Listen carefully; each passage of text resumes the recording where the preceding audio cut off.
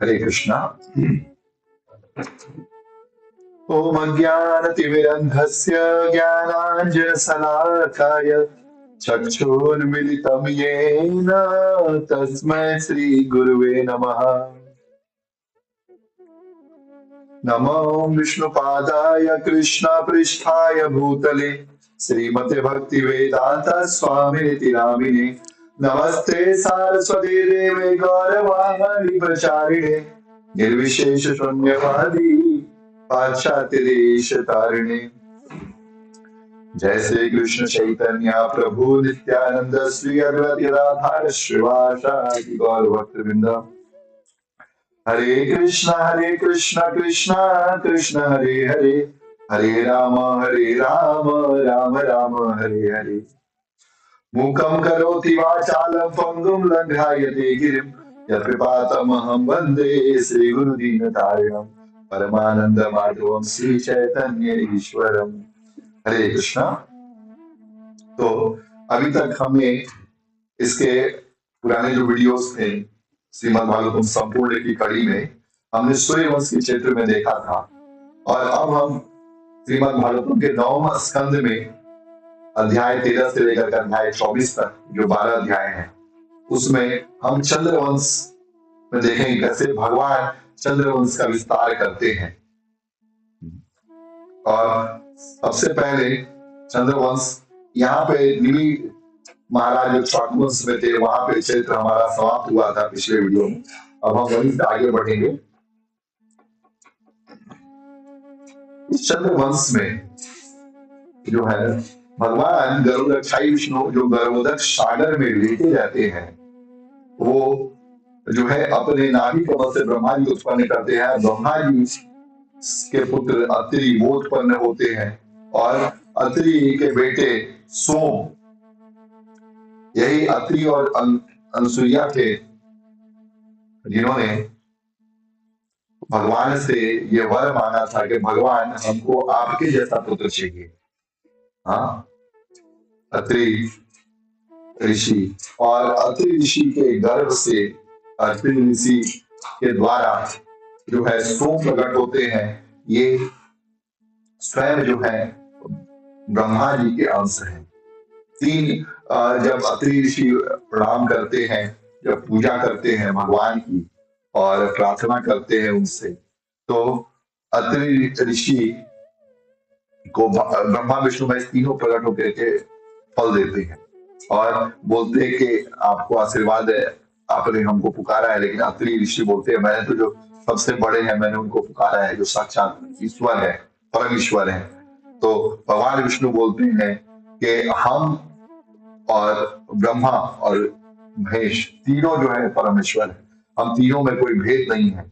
और कोई व्यक्ति हम में भेद करता है तो बहुत शीघ्र नास्तिक होगा और उसका जो है फल जो है उसको अच्छा नहीं मिलेगा। सारे उसके जो क्रियाकलाप है, सारे प्रयास है वो निष्फल होंगे, क्योंकि हमें भेद बुद्धि कर रहा है। वास्तविकता में हमें कोई भेद नहीं है। और उनको तीनों भगवान आशीर्वाद देते हैं और उनसे अपना अंश जब देते हैं तो भगवान विष्णु के अंश से भगवान दत्तात्रेय उत्पन्न होते हैं। और उसके बाद जो है भगवान शंकर उनके अंश से दुर्वासा ऋषि और ब्रह्मा जी के अंश से सोम प्रकट होते हैं, जो बाद में चंद्रमा के देवता बनते हैं। चंद्रमा मन सो जाता चक्षु सूर्य हो जाएगा। तो इस तरीके से जो है वो, तो यहाँ आप देख सकते हैं कि सोम प्रकट हो रहे हैं। उसके बाद ये सोम वंश में एक बार की बात है कि सोम को जो है अपने गुरुदेव बृहस्पति उनकी पत्नी पे जो है मोहित हो जाते हैं तारा, और उसको किडनैप करते हैं और उसका अपहरण करके उसके साथ जो है संभोग करते हैं। और ये देख करके देवताओं और दानवों फिर फाइट होती है। देवता लोग जो है गुरुदेव बृहस्पति की तरफ से युद्ध करते हैं और दैत्य लोग जो है सोम की तरफ से युद्ध करते हैं। और बाद में ब्रह्मा जी आकर उसको युद्ध को रुकवाते हैं, और युद्ध को रुकवाने के साथ ही साथ सोम को वो डांटते भी हैं और तारा बृहस्पति देव को दी जाती है, लेकिन उसके गर्भ से एक पुत्र उत्पन्न होता है और बहुत ही सुंदर पुत्र था। और बृहस्पति उस पुत्र को देना नहीं चाहते थे, लेकिन सोम बोलता है ये पुत्र मेरा है। और जो है तारा चुप रहती, कुछ बोलती नहीं है। तो बृहस्पति देव बोलते हैं कि तू बोल क्यों नहीं, कुछ बोल। फिर ब्रह्मा जी आते हैं, उसे ले जाके कोने में पूछते हैं कि तारा बताओ ये किसका पुत्र है। तो तारा बताती है कि ये पुत्र जो है सोम का है, और वो सोम को पुत्र दे दिया जाता है। और वही पुत्र जो है बुध है, जो बुध ग्रह के स्वामी है। और ये बुध, जब आप देखिए सूर्यवंश का वर्णन जब मैंने किया था, तो मैंने आपको बताया था कि सुद्योमन जो पहला पुत्र था महाराज मनु का, वो पुत्री के रूप में उत्पन्न हुआ था, लेकिन बाद में वो पुत्र बना। लेकिन भगवान शंकर के क्षेत्र में प्रवेश करने से वो स्त्री बना, और उस समय जो है उसका संसर्ग किया था बुद्ध ने। इसलिए इला और बुद्ध के संसर्ग से राजा पुरुरवा, जो सोम वंश के प्रथम राजा है, वो उनका प्राकट्य हुआ। और उनका प्राकट्य होने के बाद उन्होंने जो है वंश का अपने विस्तार किया। और महाराज पुरुरवा इतने समृद्धशाली थे, इतने ऐश्वर्यवान थे, इतने शक्तिशाली थे कि जाकर के पुरुरवा का वर्णन जो है, पुरुरवा की शक्ति का बखान जो है नारद मुनि जाकर के इंद्र की सभा में करते हैं। और जो उर्वशी है उनसे मोहित होकर के धाम पे चली जाती है उनसे विवाह करने के लिए। और पुरुरवा भी उनको देख करके सम्मोहित हो जाते हैं और बोलते हैं कि देवी आपकी जो इच्छा है बताइए। तो बोलती है कि मैं आपसे विवाह कर लूंगी, लेकिन मेरी दो शर्तें हैं। एक तो ये शर्त है, मेरी ये दो बहन है, इनकी रक्षा करनी है। और दूसरा, मैं सिर्फ और सिर्फ घी में पके हुए जो है भोजन उसको ग्रहण करूंगी। और एक बात और, कभी भी आप हमारे सामने नग्न अवस्था में नहीं आएंगे। अगर आप हमारे सामने अगर नग्न अवस्था में आएंगे तो मैं आपको छोड़ करके चली जाऊंगी। और जो है इस तरह से पुरुष के साथ जो है उर्वशी वो रहने लगती, काफी समय हो जाता है। और इंद्रदेव उर्वशी के वियोग में जो है दुखी हो जाते हैं और गंधर्वों को बोलते हैं जाकर के उर्वशी को लेकर के आओ। और गंधर्व जो है जिस समय अंतस्थान में थे, अंतपुर में राजा पुरुरवा और उर्वशी थे, उस समय जो है वो दो गंधर्व उस मेमने के दो बच्चों को लेकर के भागने लगते हैं। और पुरुरवा जब ये देखती है उर्वशी, तो पुरुरवा को बुरा भला बोलती है कि तुम कैसे नामर्द हो, तुमसे दो बहनों की रक्षा भी नहीं की गई, तुम जाओ जाकर रक्षा करो। और वो चले जाते हैं बिना कपड़ा पहने ही। और जब वो आते हैं तब देखते हैं कि वो निर्वस्त्र थे दो बहनों को लेकर। उर्वशी कहती है कि आप जो है हमारे सामने निर्वस्त्र हो गया, मैं आपके साथ नहीं रह सकती, मैं जा रही हूँ। और उर्वशी चली जाती है। और पुरुरवा काफी दुखी होते हैं और सारा राजपाट अपने पुत्रों को सौंप करके वो भी जो है वन की ओर प्रस्थान करते हैं। और ये दृश्य आप देखिए, यहाँ पर भगवान विष्णु की पूजा करते हैं पुरुरवा, और भगवान कई बार प्रार्थना करते हैं कि हमको मिल जाए उर्वशी। और भगवान विष्णु बोलते हैं ठीक है तथास्तु। और उसके बाद जो है पुरुरवा और उर्वशी का मिलन होता है। भगवान विष्णु की देखिए स्त्री का कैसा वियोग है कि भगवान विष्णु की पूजा करके भी वो मांग तो रहा है कि साधारण स्त्री को, साधारण स्त्री तो नहीं थी, खैर वो तो उर्वशी थी, स्वयं भगवान के जंघा से निकली हुई थी, ऋषि के जंघा से निकली हुई थी, उनको मांगते हैं। भगवान से भगवान को नहीं मांगते, यही जीव की विडंबना है। भगवान की माया से मोहित होकर के जीव जो है माया को मांगता है। हाँ, इसलिए साधु संत बोलते हैं राम भजन कियो नहीं ना किया, प्रभु से हेत अब पछतात होत क्या, जब चिड़िया चुग गई खेत। हाँ, इसीलिए दुविधा में जो है दोनों चले जाते हैं। और वो भी संत भी बोलते हैं दुविधा में दोनों गए, ना माया मिली ना राम। ना माया मिल रही है ना नाम मिल रही है। तो इसलिए दुविधा नहीं, भगवान राम की शरण जब हम ले लेंगे, अब देखिए मंदिर, इतना सुंदर भव्य मंदिर आ गया है, सब भगवान के गुणगान गा रहे हैं, जय श्री राम बोल रहे हैं, जय सिया राम बोल रहे हैं। सब लोग जा रहे हैं भगवान दर्शन करने, लेकिन भगवान के दर्शन करने जाएंगे, साथ ही साथ इनके आदर्शों को भी अपनाना चाहिए जीवन में, उनको अपनाना चाहिए। जब वो आएंगे हमारे जीवन में, सब कुछ आ जाएगा, क्योंकि भगवान ही संपूर्ण है। और इस तरीके से जो है पुनर्वा उनको प्राप्त करते हैं। अब इसके आगे देखिए कि पुनर्वा और उर्वशी से आयु, श्रुतायु, सत्यायु, राय, विजय और जय, ये पुत्र जो है उत्पन्न होते हैं। और यहाँ पे परीक्षित महाराज सुखदेव गोस्वामी कहते हैं कि विजय के वंश में राजा गाधी, उनकी पुत्री सत्यवती होती है। सत्यवती के वंश में भगवान परशुराम अवतार लेते हैं, जो क्षत्रियों का वध करते हैं। तो ये सुनते हुए फिर परीक्षित महाराज आश्चर्य में आ जाते हैं कि भगवान तो ब्राह्मण कुल में जन्म ले रहे हैं, सत्यवती का विवाह तो ऋषि से हुआ था, तो फिर क्यों उन्होंने क्षत्रिय धर्म का पालन किया, ब्राह्मणों का धर्म क्यों नहीं पालन किया। तब यहाँ पे बहुत सुंदर कथा आती है, और वो कथा इस प्रकार है कि सत्यवती का विवाह के लिए ऋचक ऋषि जब गाधी के पास पहुंचते हैं, तो गाधी उनसे शर्त रखते हैं कि उनको जो है 1000 घोड़े लाने होंगे, सफेद घोड़े, जिनका कान जो है वो काला होगा। और ऋचक ऋषि जाते हैं, और वो तो 100,000 घोड़े जो है, 1000 घोड़े वो काले कान वाले और सफेद उनका वर्ण हो, वो ऋचक ऋषि वरुण देव के पास जाते हैं, उनको प्रसन्न करते हैं और उनसे मांग के जाते हैं, और सत्यवती से जो है उनका विवाह हो जाता है। फिर सत्यवती पुत्र उत्पन्न करने के लिए जाती हैं और ऋचक ऋषि से प्रार्थना करती है कि आप यज्ञ कीजिए ताकि हमको जो है पुत्र उत्पन्न हो। और जब ये बात सुनती है उनकी माँ, वो बोलती है कि हमको एक पुत्र चाहिए, आप हमारे लिए भी यज्ञ कीजिए। और तब ऋचक ऋषि यज्ञ करते हैं, और यज्ञ में जो है 2 हविष्य प्रकट होते हैं। भोजन योगी खीर, भोजन जो है खीर रूपी भोजन प्राप्त होता है, जिसको खाने से उनको गर्भ ठहरने वाला था।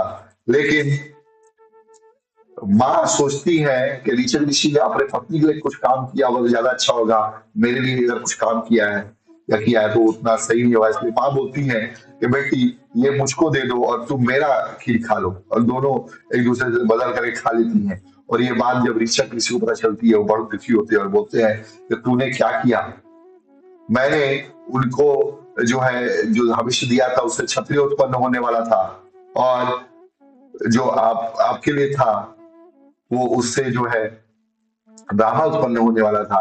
लेकिन अब उनको जो है ब्राह्मण पुत्र की प्राप्ति होगी, और तुमको जो है ऐसा क्षत्रिय बेटा जो है ब्राह्मण के रूप में ऐसा क्षत्रिय मिलेगा जो क्षत्रियों का सर्वनाश कर देगा बेटी। अब तब वो बेटी बहुत दुखी होती है, बोलती है कि हे प्रभु आप बचाइए आप हमको। और तब ऋचक ऋषि बोलते हैं ठीक है, तो हम तो आशीर्वाद देते हैं कि तेरा पुत्र तो ब्राह्मण बनेगा, लेकिन उसका पुत्र पोता जो है वो जो है क्षत्रिय को नाश करने वाला बहुत खूंखार बनेगा, अगर ब्राह्मण कुल में उत्पन्न हो उसके बावजूद भी। और ऐसा करके जो ऋषक ऋषि हैं वो बोलते हैं होइए वही जो राम रचना को तर्क महावंशा। और तब आप देखिए कि उनके कुल में फिर जो है ऋषक ऋषि के पुत्र जमदग्नि और जमदग्नि के पुत्र परशुराम जी होते हैं। और गादी से फिर जो है ये निकलते हैं विश्वामित्र जी। और इसके बाद देखते हैं किस तरीके से, एक सेकंड, एक कार्तिवीर अर्जुन जो क्षत्रिय था, ये भगवान दत्तात्रेय का तपस्या करके पूजा करके काफी बलवान हो गया था, ये बहुत बलवान हो गया था। और बलवान होने के साथ साथ ये लोगों को सताने भी लगा था, कार्तिवीर अर्जुन। और ये तो इतना खतरनाक था कि एक बार की बात है कि नर्मदा जी में स्नान कर रहा था और रावण ने सोचा कि इसको परेशान किया जाए, और रावण ने जो है नर्मदा जी की धारा रोक दी। और इसको बड़ा आश्चर्य हुआ किसने धारा रोका है, तो पता चला रावण ने रोका है। रावण इसको युद्ध की चुनौती दे रहा था कार्तिवीर अर्जुन को, और रावण की चुनौती स्वीकार कर ली कार्तिवीर अर्जुन ने, और उसको इतना पीटा और पीट करके उसको बांध करके लेकर के आया और बच्चे को अपने दे दिया। ये आज से बुढ़ा हो गया तुम्हारा, इस तरह तुमको खेलना है, बोझ गुड़िया बना के रखा रावण को। और रावण की इतनी बेइज्जती की कि रावण चुपचाप हो गया, कुछ बोल ना सका, और माफी उफी मांग करके रावण भगा वहां से। और इतना शक्तिशाली था कार्तिवीर अर्जुन। एक बार की बात है, फिर जब वो गया जमदग्नि ऋषि के आश्रम में, तो वहां पे जमदग्नि ऋषि की कामधेनु को देख करके उसको चुरा करके ले जाने की कोशिश की, और चुरा करके ले जाने की कोशिश किया। फिर जो है कामधेनु बोली कि आप हमको बचाइए। अब जमदग्नि ऋषि ने कहा कि मैं कहां से बचाऊं, आप तो कामधेनु, आप बचाना चाहते, खुद को आप बचा लीजिए। तो असंख्य जो सैनिक प्रकट हुए, और सैनिकों ने जो है कार्तिवीर अर्जुन के सैनिकों को मार करके भगा दिया।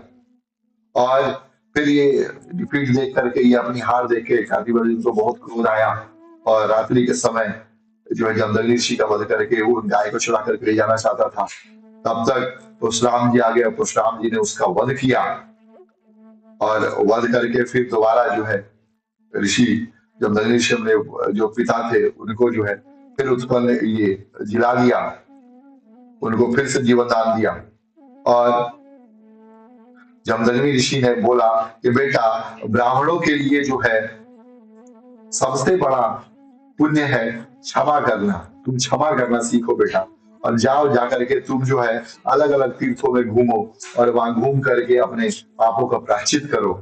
और ये जो है फिर जाने लगे अलग अलग जो है जगहों पर जाने लगे, परशुराम जी घूमने लगे। लेकिन एक बार की बात है, फिर जब ये वापस आए तो इनकी माँ जो थी सुइया, रेणुका, ये जो है गंधर्वों के राजा चित्ररथ को देख करके मोहित हो गई, जब पानी भरने गई और आने आते समय इनको लेट हो गया। तब ऋषि ने देखा कि लेट हो रहा है और मुझको जो है समय मेरा पूजा का निकला जा रहा है, तो उन्हें ध्यान लगा और समझ गया कि रेणुका जो है चित्ररथ को देख करके उसके मन में कलुषित विचार आ गए हैं।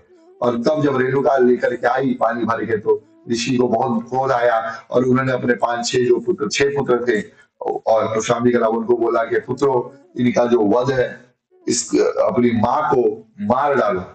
एक उल्टा हो गई है, लेकिन पुत्रों ने अपनी माँ को नहीं मारा, रोने लगे पुत्र। तब परशुराम जी आए, परशुराम जी को बोला जमदग्नि ऋषि ने कि पुत्रों को मार दो और अपनी माँ को भी मार दो, गला काट दो। और तुरंत जो है परशुराम जी ने जो है बिना सोचे, क्योंकि अपने पिता की महिमा वो जानते थे जमदग्नि ऋषि की, तुरंत क्षण जो है माँ का गला काट दिया और अपने भाइयों का भी गला काट दिया। और तब पिताजी से पूछा कि और प्रणाम किया, पिताजी आप संतुष्ट हैं? जमदग्नि बोले कि आप हमने संतुष्ट हो, तुमको जो वर मांगना है मांग लो। तब परशुराम जी ने बोला कि हे ब्राह्मण श्रेष्ठ, मैं यही वर मांगता हूँ कि आप फिर से मेरे माँ और भाई जी जाए, और इनको कुछ भी याद ना रहे कि मैंने इनका गला काटा है। और जमदग्नि बहुत प्रसन्न हुए, तो आपको बोला, और सब जो है जी गए, उनको कुछ याद भी न रहा। इस तरह से भगवान परशुराम ने जो है कृपा करी।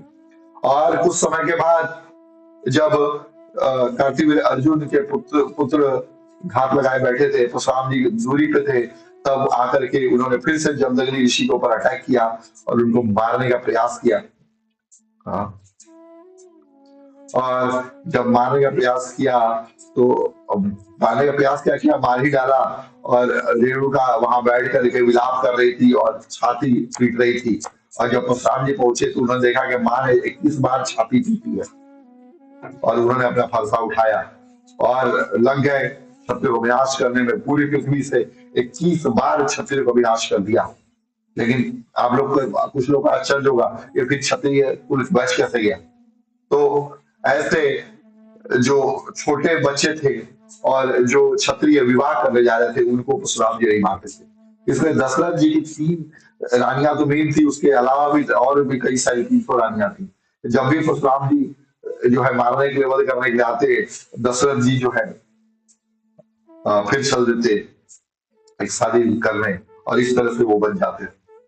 इस तरह से कुल जो है क्षत्रिय कुल चला। और फिर इसके बाद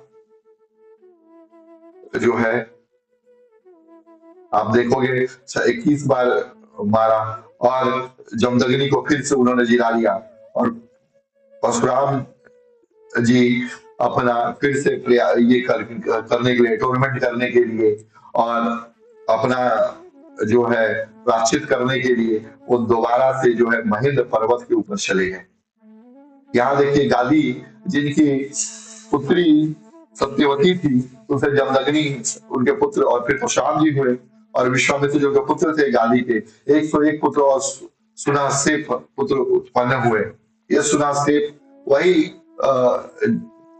उसी मंत्री के पुत्र हैं जो राजा हरिश्चंद्र थे, और राजा हरिश्चंद्र ने बोला था कि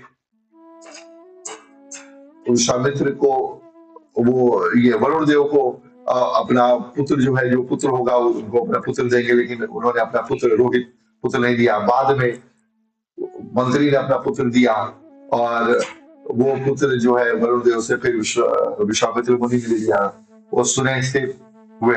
और 101 पुत्र थे, उनमें तो कुछ पुत्र जो है उनको अपना बड़ा भाई, अपना राजा नहीं मानते थे, इसीलिए परशुराम जी ने उनको जो है शूद्र होने के लिए बोला, और सबको बोला गया, सारे भाइयों को, ये जो पुत्र है ये सुने से, इसको आप अपना बड़ा भाई मानो, यही आपका राजा बनेगा, यही राज्य करेगा। और इस तरीके से जो है वो सुने से जो है राजा बने, जो राजा हरिश्चंद्र के मंत्री के पुत्र थे। और फिर ये सब जो है विजय के वंश का वर्णन था। अब जो है पुरुरवा के सबसे बड़े पुत्र आयु थे, आयु के पुत्र नहुस, वो राजा बन के आए बैठे, और नहुस बाद में ये इतने प्रतापी राजा थे, इन्होंने 98 अश्वमेध यज्ञ किए थे और पृथ्वी को स्वर्ग तुल्य बना दिया था।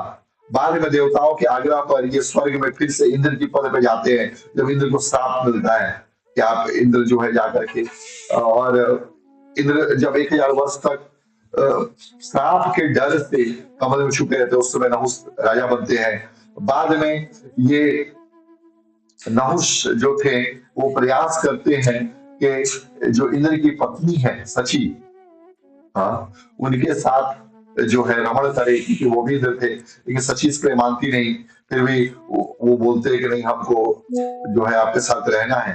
तब राजा, तब बृहस्पति देव उनको एक युक्ति देते हैं, सूची को बताते हैं कि आप जो है उनको बोल दीजिए नहुस को कि आप जो सप्त ऋषि है उनके ऊपर आप जो है बैठ करके, उनके ऊपर आप जो है खटोले पे, या बोल सकते हैं कि पहले के टाइम में कुम्हार जो है डोली लेकर जाता था, उसके ऊपर आप बैठ कर आइए, तब हम आपके साथ रहेंगे। और नहुस बोलते हैं ठीक है, और सप्त ऋषि को जोत लेते हैं अपने रथ कह रहे हैं, अपने जो कुम्हार जो डोली उठाता है उसमें, और कुम्हार बना कर ले आते हैं। लेकिन जो है सप्त ऋषि उसमें से एक ऋषि थोड़े लगा के चल रहे थे, और उनको जो है सप्त ऋषि को बोलते हैं सर्प सर्प, जल्दी चलो जल्दी चलो। और बीच में देखते हैं कि ये ऋषि जो है रेड कर लड़ा रहे थे, उनको एक लाख जोर से मार देते हैं, और बोलते हैं कि तू चल क्यों नहीं जल्दी। तब ऋषि बोलते हैं कि इसको उतारो, और इसको श्राप देता हूं अभी कि तू सर्प सर्प कर, या तू सर्प हो जाएगा। और नहुस जो है फिर सर्प बन जाते हैं। बाद में वो पांव पे गिरते हैं, माफी मांगते हैं सप्त ऋषि को, तो बोलते हैं कि तेरे ही वंश में जा एक धर्मराज उत्पन्न होंगे, और उनसे जब तू वार्तालाप करेगा तब तेरा मुंह भंग हो जाएगा, और फिर से तू स्वर्ग की प्राप्ति करेगा, तेरे सर्प योनि से मुक्ति हो जाएगी। और बाद में युधिष्ठिर महाराज से जब वार्तालाप करते हैं तब उनकी मुक्ति होती है नहुस महाराज की। और ये नहुस महाराज की कथा है। और नहुस महाराज जब जाने लगते हैं स्वर्ग तो अपने पुत्र ययाति उनको जो है बना करके जाते हैं ययाति को। और ययाति जो है राज्य करते हैं। एक समय की बात है, राजा ययाति जो है जंगल में जा रहे होते हैं और उनको एक स्त्री जो है वो कुएं में मिलती है। और कुएं से अपने जो टर्ब पगड़ी पहनते हैं और बहुत लंबी होती है उसको फेंक करके उस स्त्री को निकालते हैं। और स्त्री नग्न अवस्था में रहती है, उसको कपड़े भी देते हैं पहनने के लिए। और वो बोलती है स्त्री कि मैं दैत्य गुरु जो शुक्राचार्य की पुत्री देवयानी हूँ और ये मेरा हाल शर्मिष्ठा ने किया है जो दैत्यराज विश्वकर्मा की पुत्री है। और ये इसलिए किया है क्योंकि एक समय की बात जब हम लोग स्नान कर रहे थे तालाब में, उस समय भगवान शंकर जो है जा रहे थे अपने बैल पे बैठ करके।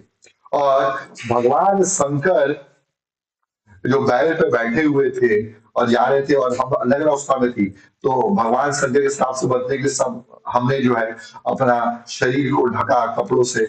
और उस समय जो है शर्मिष्ठा ने मेरे कपड़ों से अपना शरीर ढक लिया और मैं गुस्से में थी और उसको भला बुरा बोलने लगी। और शर्मिष्ठा उसको भी गुस्सा आया, उसने भी मेरे साथ हाथापाई की और मुझको ऐसी अवस्था में फेंक दिया। तो ययाति बोलते हैं कि हे देवी मैं आपके लिए क्या कर सकता हूँ। तो देवयानी बोलती है हे राजन आप मेरे साथ विवाह कीजिए क्योंकि मुझको ऐसा ही श्राप मिला है।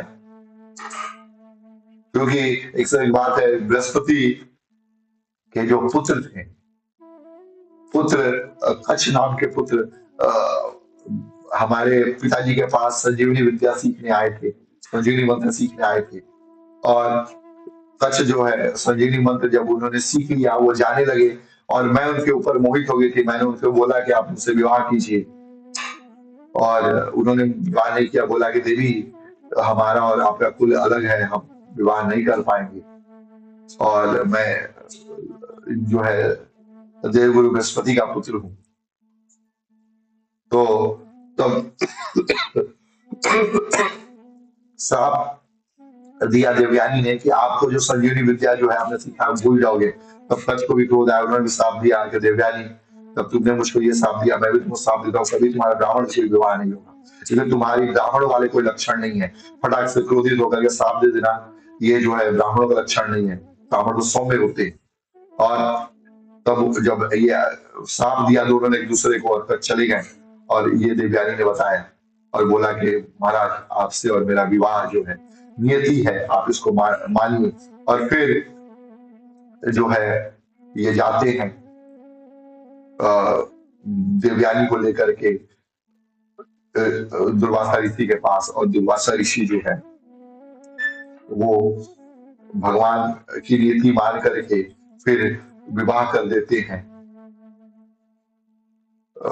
ये महाराज ययाति का देवयानी के साथ। और जब देवयानी के साथ विवाह हो जाता है तो देवयानी जो है बहुत क्रोधित होती है शर्मिष्ठा पे। और ये बात राजा विश्वकर्मा भी जान जाते हैं, वो हाथ पांव जोड़ते हैं अपने गुरु शुक्राचार्य का। तो शुक्राचार्य से बोलते हैं कि आप जो भी हमको सजा देंगे हमको एक्सेप्ट है, हम वो सजा स्वीकार करेंगे, आप बताइए क्या करना है।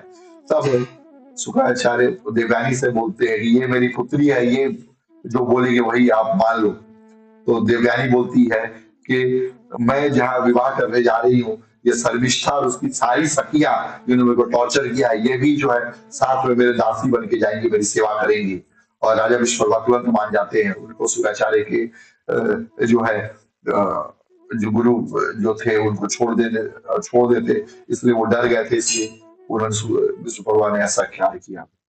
और जब ये घर पे जाते हैं तो देवयानी के साथ इनके दो पुत्र उत्पन्न होते हैं, पुरु और तुर्वशु। और शर्मिष्ठा जो रहती है उनके उनके भी जो है देवयानी के यदु और तुर्वसु, ये पुत्र होते हैं। यदु सबसे बड़े, यदु, फिर तुर्वसु, फिर शर्मिष्ठा के द्रुहु, अनु और पुरु, ये 3 पुत्र होते हैं। तो सबसे जो बड़े थे यदु और सबसे छोटे पुरु, क्योंकि शर्मिष्ठा के साथ इनके 3 पुत्र थे। क्योंकि देवयानी ने इनको बोल दिया था कि शर्मिष्ठा जो है कभी राजा के संसर्ग में नहीं आएगी, राजा की पुत्री है लेकिन कभी उसका विवाह नहीं होगा, हमेशा तो दासी बनकर रहना पड़ेगा।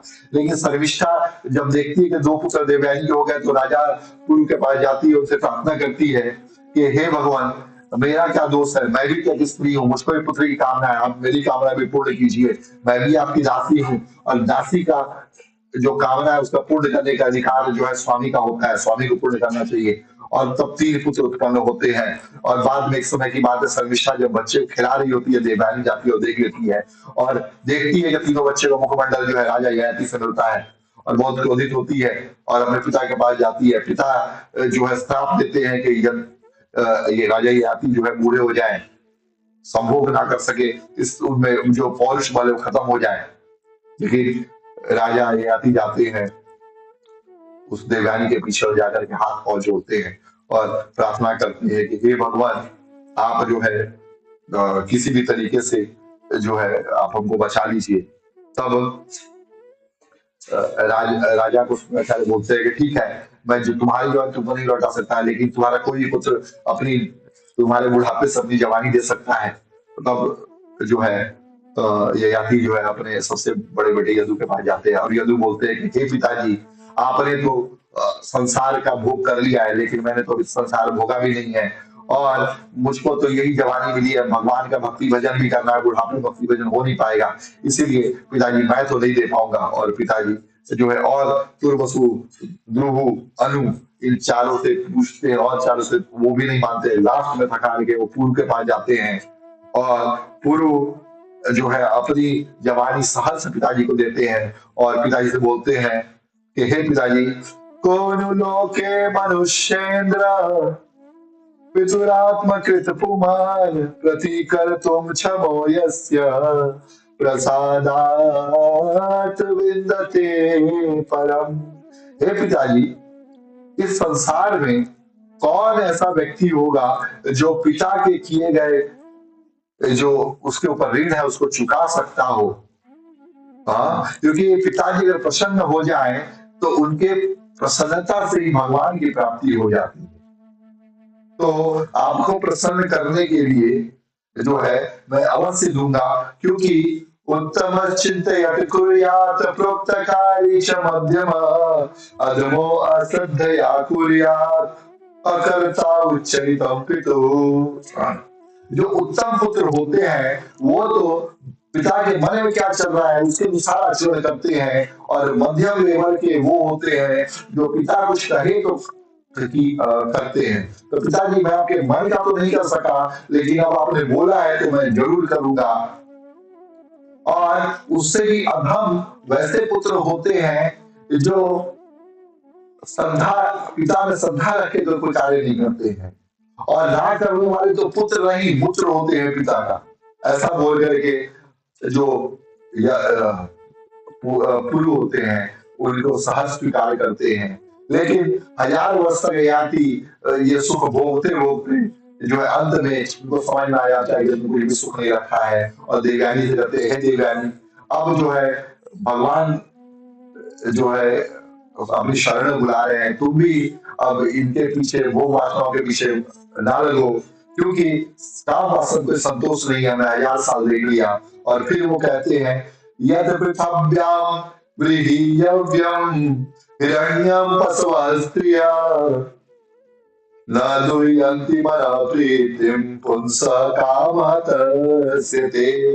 जो पुरुष काम के द्वारा हते गए हैं, छले गए हैं, उनको सारी पृथ्वी पे जितने भी जो है धन दौलत है, जितना जमीन है, जितनी स्त्रियां सब दे दे, वो ना दुह्यन्ति मना प्रीति, उनके मन में कभी भी आत्म भावना, संतुष्टि, प्रेम उत्पन्न नहीं होगा। इसीलिए संतोष परम सुखम, संतोष में ही परम सुख है। इसलिए कबीरदास जी गाते हैं मन लागो मेरो यार फकीरी में। जो सुख है ना, जो सुख है मेरो राम भजन में, वो सुख नहीं अमीरी में। मन लागो मेरो यार फकीरी में। तो फकीरी में मन लगाया और अपने पुत्र पुरु को देकर के जो अपने ययाति महाराज वो चले गए, और इसी पुरु वंश में परीक्षित महाराज का जन्म होता है। और इसी वंश में फिर दुष्यंत महाराज आते हैं, जिसकी हमने सबने कहानी सुनी है। जैसे कैसे वो कण्व ऋषि के आश्रम में जाते हैं और शकुंतला से विवाह होता है। ये वही शकुंतला है जो विश्वामित्र और मेनका की पुत्री है। विश्वामित्र मुनि को, विश्वामित्र ऋषि को भ्रमित करने के लिए भगवान ये इंद्रदेव जो है मेनका को भेजते हैं, और उनके नुपुर के झनकार से मोहित होकर विश्वामित्र मुनि का संसर्ग करते हैं। और मेनका ऋषि, मेनका के गर्भ से शकुंतला उत्पन्न होती है, जो कण्व ऋषि को दे दी जाती है पालन के लिए। और फिर इसी शकुंतला के गर्भ से और दुष्यंत के संसर्ग से जो है भरत, जो जो भगवान के अंश अवतार है, वो उत्पन्न होते हैं। यही राजा भरत पूरी पृथ्वी पर राज्य करते हैं, और जिनसे ये इस भारतवर्ष का नाम भारत हुआ है। हाँ। और उसके बाद भरत जब राज्य कर रहे होते हैं, तो इनको कोई सुयोग्य पुत्र नहीं मिलता है। वास्तविकता में जो इनकी रानियां रहती हैं, देखती है कि इनके लायक पुत्र नहीं है, वो स्वयं ही उसको मार डालती हैं। और बाद में उनको भारद्वाज को गोद लेते हैं भरत। ये वही भारद्वाज है जो बृहस्पति और बृहस्पति के भाई उत्थाय की पत्नी ममता के गर्भ से उत्पन्न होते हैं। और भारद्वाज को दोनों को ही रखने का तैयार नहीं होते, क्योंकि ममता के साथ बृहस्पति ने जबरदस्ती की होती है। और ममता बोलती है पाप है, हम इसको नहीं रखेंगे। और बृहस्पति बोलते हैं कि मेरा तो पुत्र है नहीं, मैं क्यों रखूंगा। तब ये पुत्र भारद्वाज जो है राजा भरत जो है उनको दे दिया जाता है। भरत के द्वारा पालन पोषण होता है, और यही भारद्वाज से फिर सोमवंश आता है। और इसी सोमवंश में राजा रंती देव आते हैं, जिनके जो है अनेक कहानियां जिनके बारे में प्रसिद्ध है। किस तरीके से उन्होंने 48 दिन का उपवास रखा, और 48 दिन के बाद उनको जब घी, खीर, हलवा और जल मिला, तो ब्राह्मण जो है आज उनके द्वार पे, और ब्राह्मण भोजन मांगने लगे। उनको भोजन कराया, फिर शूद्र को भोजन कराया उन्होंने, कुत्ते को जो है पानी पिला दिया, चांडाल को जो है बचा दे दिया, और प्रसन्न हो गए। और मरणासन स्थिति थी, और इस स्थिति में भी वो संतोष में थे। और ब्रह्मा विष्णु महेश तीनों प्रकट हो गए, और उन्होंने बोला कि रंती देव, आपको जो इच्छा है आप मांग लीजिए, राजपाट जो है सब अखंड पृथ्वी पर राज्य मिलेगा। लेकिन रंती देव ने बोला कि भगवान कुछ इच्छा नहीं है, कुछ भी नहीं, आप आ गए, हमारी सारी इच्छाएं पूर्ण हो गई। और रंती देव को ब्रह्मा विष्णु महेश तीनों वरदान देकर के चले जाते हैं। हाँ। बाद में इसी कुल में हस्ती, राजा हस्ती हुए, जिन्हें हस्तिनापुर बसाया। और इसी कुल में जो है, पुरु के कुल में महाराज परीक्षित आपका भी जन्म हुआ है। और जो यदु वंश है, यदु वंश में भगवान कृष्ण अवतार लेते हैं। और इसी कुल में जो है वसुदेव जब अवतार ले रहे थे भगवान कृष्ण के पिता, और उस समय देवताओं ने दुमदुभी बजाई थी। इसलिए का नाम अनक दुमदुभी है।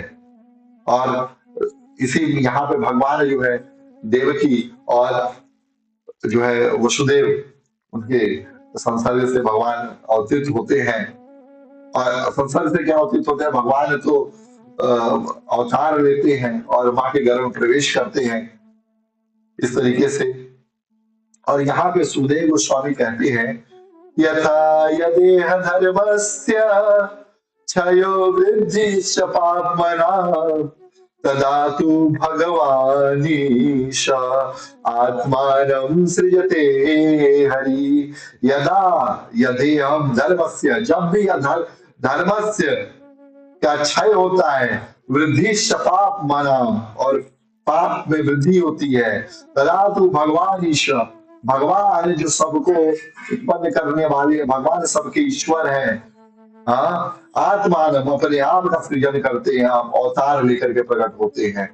तो ये यहाँ पे जो है अ, वंश चंद्रवंश का जो है कंप्लीट होता है यहाँ पे। और अगले जो ये वीडियो है उसमें हम भगवान के देखेंगे किस तरीके से भगवान जो है अवतार ले रहे हैं, कैसे भगवान का प्रकट हुआ, क्यों भगवान कृष्ण ने अवतार लिया।